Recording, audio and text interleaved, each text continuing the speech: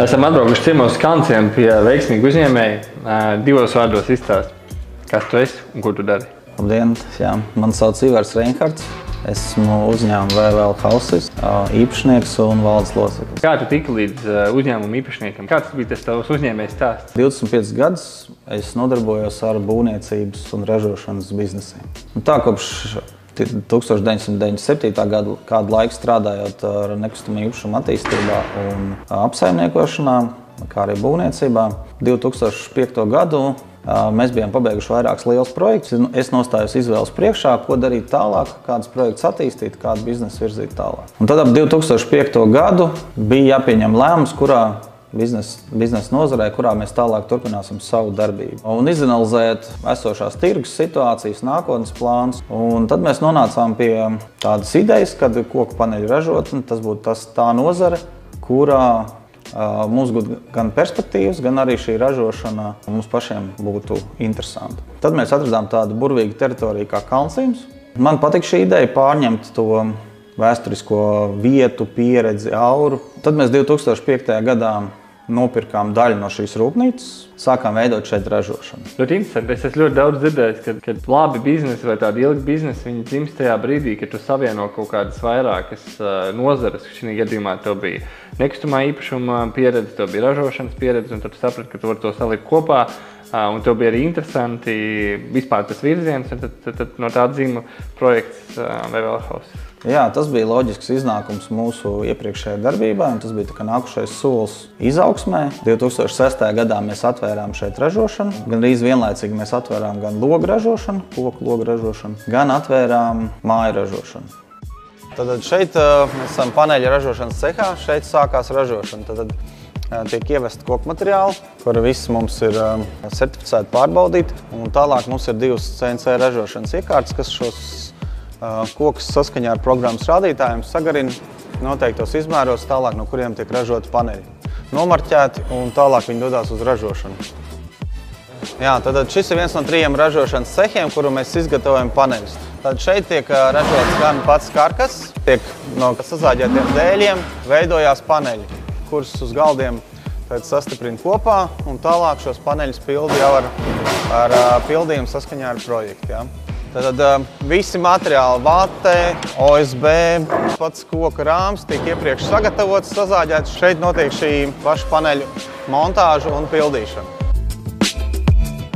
Projektētājs, kad uztaisa konkrētus izmērus arī vatei un konkrēts izmērs OSB, tad šeit viņi tiek piegriezti, tur piegriež OSB, tiek uzkraut uz ratiem un nogādāti pie galdiem, kas daudzkārt pātrina to ražošanas procesu, un tādā veidā mēs iegūstam ražīgumu. Savā darbības laikā mēs esam saražojuši un uzbūvējuši vairāk kā 600 mājas. Logi mums ir, man liekas, visās Eiropas valstīs. Katram uzņēmēja stāstam ir apakšā grūtie pārbaudījumi. Varbūt izstāsti, kā tu tiec tiem izaicinājumiem, un kā tu kā uzņēmējs, 25 gadus, saka, viens un tas pats uzņēmums, vēl projām sniedz tos pašus pakalpojumus. Kas ir tev noturējis saglabāt šo fokusu? Katram uzņēmumam tad mēdz būt šīs grūtības, un arī mums viņas ir bijušas savā pastāvēšanas laikā. Mēs neesam metuši plintu krūmos, viņas esam pārvarējuši. Viens no uzņēmuma principiem, protams, ka mēs ļoti lojāli attiecamies gan pret mūsu darbiniekiem, gan pret mūsu klientiem, mūsu sadarbības partneriem. Ar visiem vienmēr mēģinām precīzi un laikā norēķināties. Ja arī gadās kādas grūtības, tad mēs risinām šos jautājumus, nevis mūkam kaut kur, ja, un nedibinam jaunas uzņēmumus un nepazūdam no redzesloka. Ja. Daudz klienti arī zina, ka mums var uzticēties un kad mēs savus apsolījumus un apsolītos darbus veiksim. Tā lojalitāte un solījums pret to klientu, pret partneriem, pret pārējo pasauli, tas ir numur 1, un pēc tam jau ir tas... Jā, šī biznesa sfēra, kurā mēs esam, ražošana, būvniecība, mēs viņu neesam nodibinājuši uz vienu dienu. Mēs pirmkārt saprotam, ka mūsu partneri, tā ir mūsu vērtība, un mūsu labu sadarbības partneri ir dubulta vērtība. Un mēs ievērojam šos principus, kad mēs strādājam ilgtermiņā. Jā, tad tā lojalitāte, man liekas, ka jo dārgāks ir tavs produkts, ko tu tirgo, jo šīs, par ko tu runā, man liekas, ir svarīgāk. Jo tā nauda, tā atbildība, ko tev uztic klients, viņa ir lielāka. Ļoti, ļoti liela vērtība, man liekas, šobrīd biznesā. Jā, noteikti uzņēmuma kvalitāte sastāv no vairākām sadaļām. Jau viena no tām ir, protams, uzticamība sadarbībā, kvalitatīvs produkts, un tas viss viens otru papildina. Tā, mēs esam tagad mūsu logu ražošanas cehā. Tad viss sākās ar zāģmateriālu līmētām brusēm. Brusas tiek sagarinātas tālāk ar šo aparātu. Viņas iegūst precīzi pareizu formu. Šā četrpusīgā ēvela, caur kuru mēs viņu tātad garinām. Tālāk mēs izmantojam Šveices instrumentu ražotāju frēzes, kuras izmantojam profilējot un tapojot, veidojam jau šo konkrēto logu struktūru. Šī prese, kas tālāk šo gatavo rāmu sapresē, mēs izmantojam finger joints stiprinājums. Tad tiek salīmēt un sapresēt, noturēt kādu laiku, līdz loks iegūst stingru noturīgu formu. Tālāk tiek pieslīpēts, nolīdzināts un sagatavots krāsošanai. Krāsošana notiek 3 etapos. Tātad pirmais etaps tiek impregnēts, tiek apstrādāts ar gruntskrāsu. Tālāk notiek divas krāsošanas etapi. Tad viņi apiet vienu apli, tālāk tiek pieslīpēti, vēl pielabotas pēdējās nianses. Un tad notiek gala krāsošana, un gala krāsošanā viņi atkal nožūst. Izejot šo apli, kad viņš ir nožūst, viņš ir gatavs jau tālāk montāžas ceham. Kad loks ir gatavs, atliek tikai stiklot un ievietot gala furnitūru, tiek novietots uz ražošanas līnijas. Kad loks ir gatavs, pilnīgi samontēts, tālāk viņš tiek iepakots un sagatavots nosūtīšanai vai nu klientam, vai tiek nosūtīts uz mūsu mājas cehu, kur mēs viņu vai nu iestrādājam mājās, vai arī kopā ar paneļiem sūtam tālāk uz objektu. 2006. gads, tas bija interesants gads. Līties 2006. sākās 2007. un sākās lielais krīzes laiks Latvijā. Mums paveicās, jo mums tā pamata ideja bija uzreiz startēt uz eksporta tirgu. Tirgot visā Eiropā, Skandināvijā un Eiropā. Vai jums ir, ka vienam krīze ir iespēja, otram ir zaudējumi? Krīze vai nu dod tev iespēju attīstīties, saprast, kur tu esi kļūdījies un optimalizēt visu savu un pārdomāt savu ražošanas pareizību, jeb savu biznesa pareizību un tajā pašā laikā atrast arī papildus iespējas. Man liekas, ka VVL House radīja tādu nelielu trendu, jo es zinu, ka Latvijā vispār šis biznesa virziens ir ļoti daudz uzņēmēji tur ir mēģinājuši, ir kaut ko darījuši. Un vai jūs arī nepalaidāt tādu trendu, kas aizgāja, kad visi sāk strādāt eksportā, viņi ieraudzīja iespējas un kad tas nepavilka visu to tirgus turien? Jā, vienu brīdi mēs sākam skaitīt, cik no VVL House izauguši līdzīgi ražošanas uzņēmumi. Mēs tikām pie kaut kāda skaitļa 10. Vai nu tie darbinieki, kas pie mums strādājuši, vai nu tie, kas pārņēmuši šīs idejas, ir tālāk veidojuši savus uzņēmumus. Citi aizejot ar mūsu klientiem, citi vienkārši izveidojot savus uzņēmumus. Un tas arī saprotams, jo šī nozara Latvijā attīstās, un ne tikai Latvijā, bet visā Eiropā arvien vairāk un vairāk pieprasa koku mājas. Tad pieprasījums rada piedāvājumu. Visiem paneļiem līdz nāk paneļu montāžas schēma 3D, un tad pēc šīs schēmas panelis tiek samontēts un arī tiek pārbaudīta viņa kvalitāte, līdz ar to kļūdas nemēdz būt ražošanā. Šie lielie paneļi uzlabo mājas montāžas tempus un arī kvalitāti, jo māja sastāv no mazāk elementiem, jo viņi ir stabilāki un arī ātrāk montējās. Tāpēc, saliekot viņus kopā, jau veidojas moduļi un tālāk moduļi tiek sūtīti uz moduļu cehu, kur notiek moduļu ražošana. Taču neaiziesim apsīties, arī moduļu cehu parādīsim, ja? Jā. Mēs pabeidzām šo cehu, kurā mēs moduļiem veicam iekšdarbus, gala apdars darbus.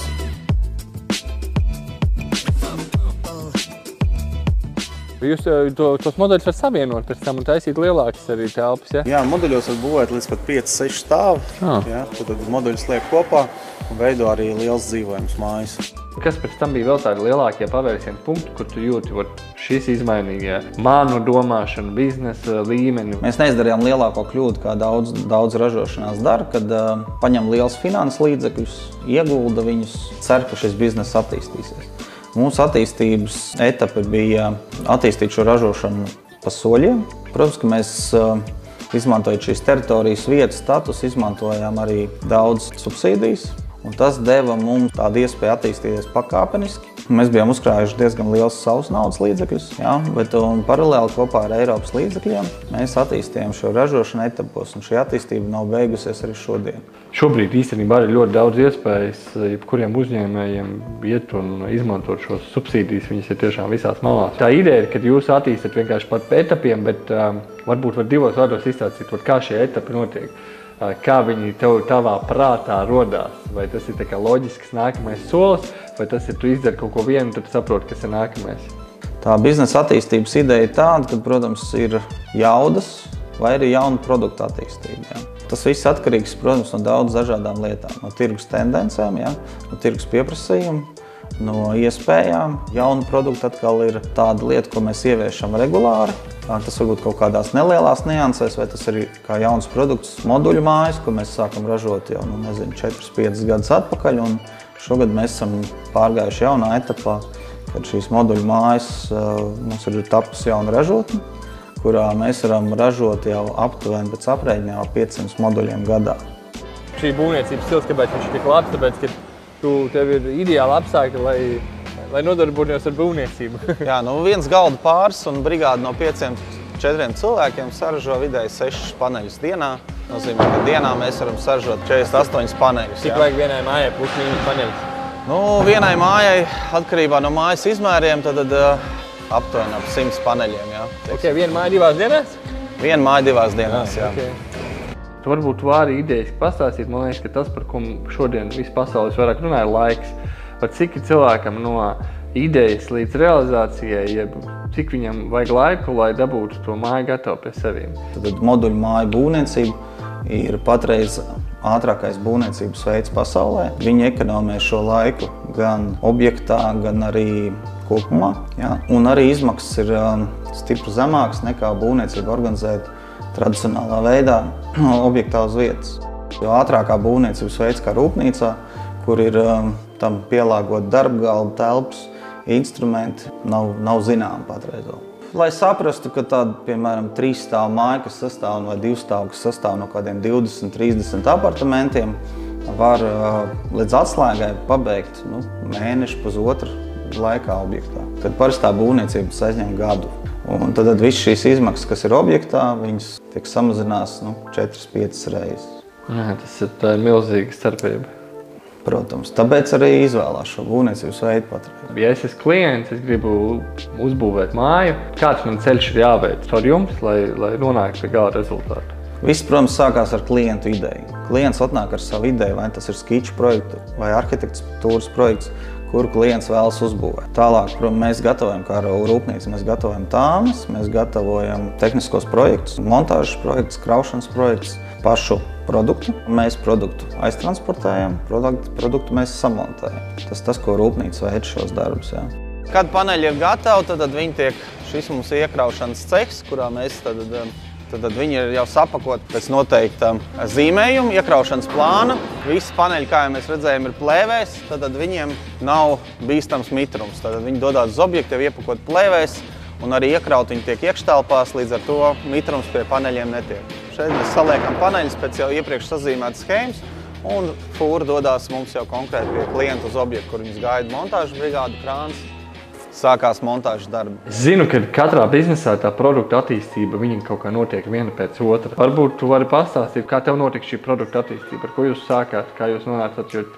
Jā, veidojot šo ražotni, mēs bijām ieplānojuši jau vairākas produktu grupas, kura viena otru papildina un kura rada tā saucamo sinerģiju ražošanā, jeb ekonomiju. Ražojot mājas, ir arī pieprasījums piegādāt logus. Ja? Un tad mēs ražojam gan logus, gan mājas. Un to visu saliekot kopā, piepildot, veidojas moduls. Tad viss šīs ražotnes viena otru papildina un rādā pozitīvu efektu gan izmaksās, gan ražošanas jaudās, termiņos, cenās un tā tālāk. Un šī sinerģija, uz kur jau mēs gājām pašā sākumā, un patreiz tas strādā. Jā, tas man liekas produkts, kad es arī pats redzu vispār biznesā, kad klienti grib visu gatavu, viņi negrib ar neko ņemties, un īstenībā, ja mēs tāds loģiskais, man liekas, ceļš arī jebkurā biznesā ir, ka tu spēj nodrošināt no A līdz Z to visu ciklu, un jūsu gadījumā tā ir būvniecība. Es laikam saprotu, kāpēc tas būvniecības stils paliek ar vien populārāks. Kad priedi izaug līdz 70 gadiem, viņi ir, kā jebkurš augs, viņš savu dzīves ciklu beidz, un tad viņi tiek zaļēti, un no viņiem tiek veidots mājas, un tad šis CO2 tiek saglabāts, ja šis koks nevis sapūst vai sadeg, bet ja viņš tiek saglabāts, tad tas rada vidēji pozitīvu efektu. Jā, man liekas, ka to par ekoloģiju vismaz runājot, man liekas, ka tieši būvniecības procesā, kas notiek tiešām uz vietas kaut kādās būvniecības vietās, man liekas, ka tiešām tā ne tikai tas, ka varbūt tas ir lētāk un ātrāk, bet arī materiāls tiek precīzāk izmantots, pareizāk netiek izniekots. To es arī, man liekas, esmu redzējis. Energoefektivitātes ietver ne tikai nosiltināt māju, bet arī ražošanas cikla efektivitāti, darbspēka efektivitāti, šo izbūves efektivitāti un arī naudas un laika ekonomiju. Tad viss šis kopā saliekot, tad patreiz pasaule, Eiropa un nonāks pie tāda slēdziena, kad moduļu mājas tomēr ir visefektīvākais. Un arī tādēļ viņas tiek diezgan daudz tirgu pieprasītas. Galvenais iegūms šim mājām, šim būvniecības veidam ir ekoloģija, tu minēji, cena un laiks. Mēs šobrīd atrodamies VVL House officā, kas ir Kalnciemā. Es zinu, ka šis arī ir jūsu produkts. Varbūt vari pastāstīt divos vārdos par šo ofisu, par šo būvi. Protams, kad mūsu kā māju ražotājiem arī office ir veidojam paši. Tad šeit mēs esam apvienojuši dažādas tehnoloģijas, kā būvēt mājas. Un arī šeit viņš ir kā showrooms, kurā mēs esam izlikuši arī mūsu produkciju, kuru klienti ierodoties var apskatīties un reāli pataustīt, kas ir mūsu produkcija. Protams, ka visi klienti vēlās apstīties rūpnīcas ražošanu. Un tad šī ir tāda vieta, kur apstīties, kā tas produkts izstāsta gala izpildījumā, kad viņš jau ir iebūvēts mājās iekšā.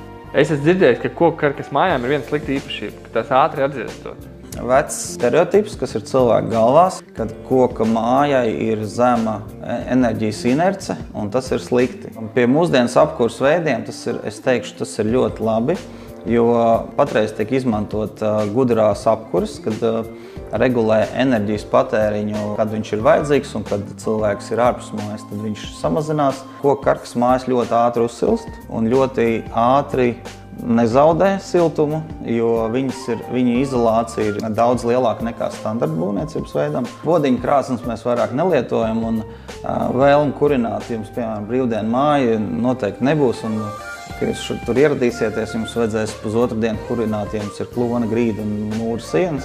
Jā, tad šī gadījumā koka karkas māju attālināt, jūs varat uzsildīt pa stundu vai pusotru. Tādā veidā jūs iegūstat komfortu, lietot šo māju, kad jums ir nepieciešamība, kā arī ekonomēt siltumu, samazinot vai paceļot šos siltuma rādītājus. Varbūt var pastāstīt, kādi ir galvenie iemesli, kādēļ klientam jāizvēlas būvēt mājas pie jums? Mēs esam radījuši produktu, kurš ir cenās pieņemams klientiem. Mums ir ļoti laba tehniskā pieredze. Arī mūsu jaudas un kapacitātes ir salīdzinoši liels priekš Latvijas tirgus. Ja?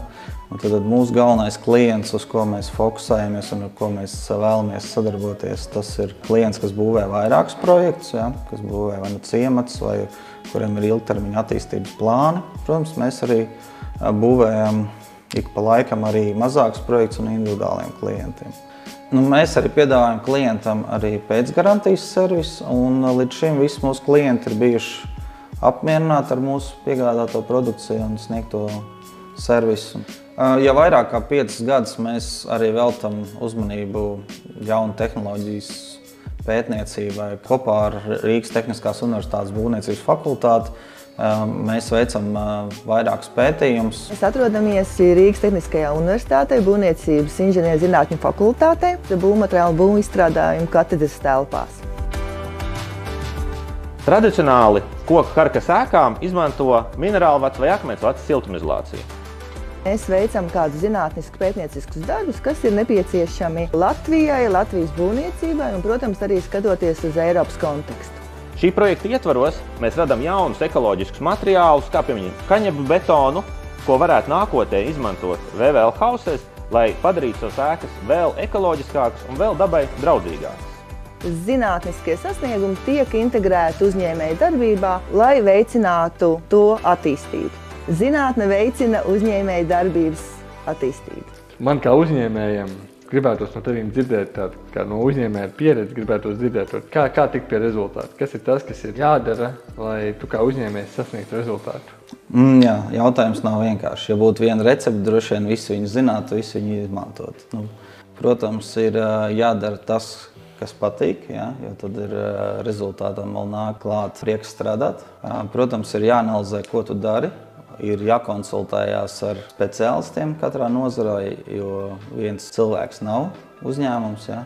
Ir jābūt speciālistu grupa, vai viņi ir outsourcēti vai uzņēmumā, kuri var sniegt kvalitatīvus pakalpojumus. Un, protams, ka jāsako tirgus tendencēm. Vai arī jālauž tos tirgus tendences, bet tas nav viegli. Jā, tas laikam tāds dara to, kas tev patīk, savāc labu komandu un skaties, kas notiek tirgū, lai neietu kaut kādās nozarēs, kas iet uz leju, bet otrādi. Tad mēs esam tādā, mēs redzam, kā izskatīsies nākotnes būvniecība.